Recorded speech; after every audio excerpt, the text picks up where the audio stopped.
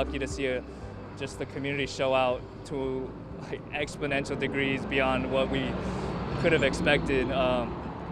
Donating things from like pantry staples to water to pet food to feminine hygiene products, like all of it is just so uplifting to see.